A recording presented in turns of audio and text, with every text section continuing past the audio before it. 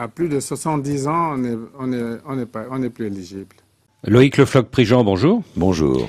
Comme PDG du groupe ELF, au début des années 90, vous avez négocié plusieurs contrats pétroliers et vous dites que le seul président africain qui ne vous a pas demandé d'enveloppe à l'époque pour lui-même, c'est le Tchadien Idriss Déby. Absolument, oui, c'est une histoire absolument incroyable puisque je suis venu négocier chez Idriss Déby au bénéfice d'ELF et lorsque j'ai demandé dans quelles conditions, eh bien le président Déby m'a dit, écoutez, en bonus d'entrée, est-ce que vous pourrez verser $1 million au trésor tchadien? Et j'ai dit rien de plus, il m'a dit rien de plus. Et c'est la première fois et la seule fois que ceci m'est arrivé. Ce qui veut dire que les autres présidents de pays pétroliers que vous avez fréquentés, au Cameroun, au Congo-Brazzaville, en Angola, au Gabon, en Guinée équatoriale, eh bien eux, ils voulaient un bonus pour eux-mêmes. Hein. Oui, enfin, je crois que c'est un secret pour personne. D'ailleurs, tout le monde sait que le Nigeria, l'Angola, le Congo-Brazzaville et tous ces pays sont corrompus. Et donc, les premiers corrompus sont les présidents de ces États. Et alors, cet argent qu'il vous réclamait, vous le versiez sous quelle forme? Oh, les comptes offshore, ça se passe très bien, sans difficulté. Et ça continue à se faire d'ailleurs.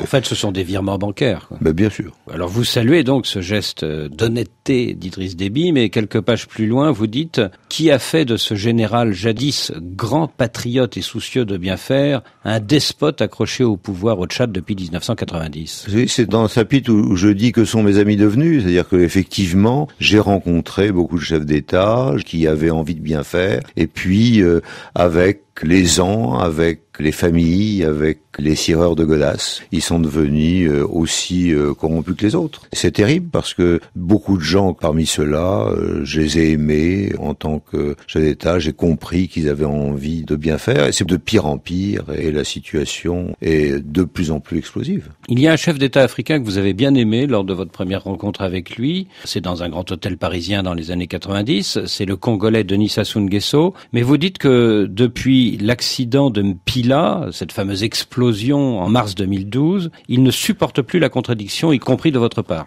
Ça, il est clair qu'il ne supporte pas la contradiction, c'est-à-dire que le fait d'avoir cette explosion près de chez lui l'a conduit à penser que c'était un attentat.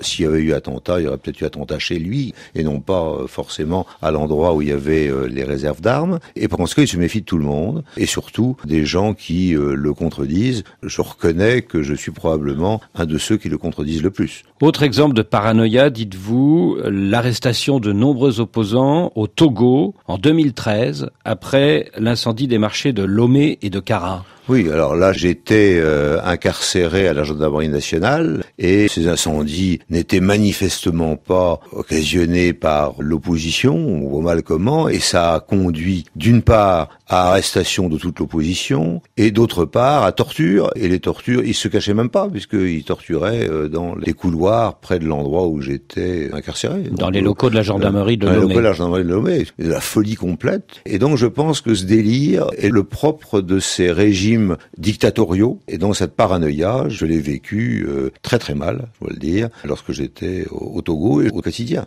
À propos de François Hollande, vous dites la politique africaine de la France a été un mélange honteux de réelle politique et d'hypocrisie. Oui, parce que d'une part, on considérait que puisque les dirigeants étaient là, il fallait les conserver et on les a mis au pinacle. Et c'est le cas en particulier de Sassou Nguesso au Congo-Brazzaville. De l'autre, on a dit oui, mais on va sauver le monde entier grâce aux armées et pendant le même temps, eh bien, on a installé à temps plein des dictateurs en disant non, c'est la démocratie et en fermant les yeux, c'est ça l'hypocrisie, sur les élections. Alors, on ne va pas regarder et l'ensemble de l'Union européenne, comme de la France, comme de la francophonie, veut bien regarder les bureaux de vote, mais ne veut pas regarder si les votes sont conformes à la réalité. Oui, mais tout de même, il semble que François Hollande ait été beaucoup moins complaisant à l'égard de certains régimes comme celui de Denis Sassou Nguesso que son prédécesseur Nicolas Sarkozy, non? Il n'y a pas eu de visite de François Hollande à Brazzaville, par exemple. C'est ça que j'appelle l'hypocrisie. C'est-à-dire que on dit oui, vous êtes quand même pas bien, mais d'un autre côté, on laisse faire. C'est ça l'hypocrisie. C'est-à-dire, j'aime mieux carrément dire voilà,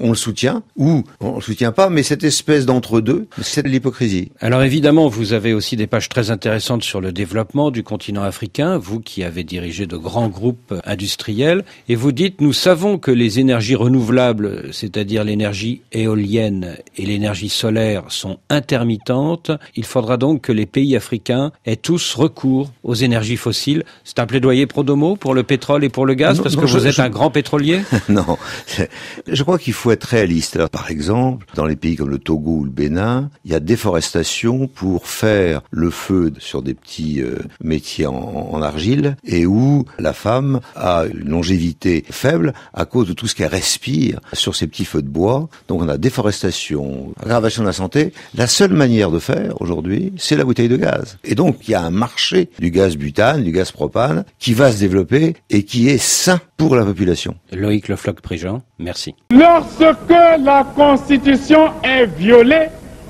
les démocrates ne doivent pas l'accepter.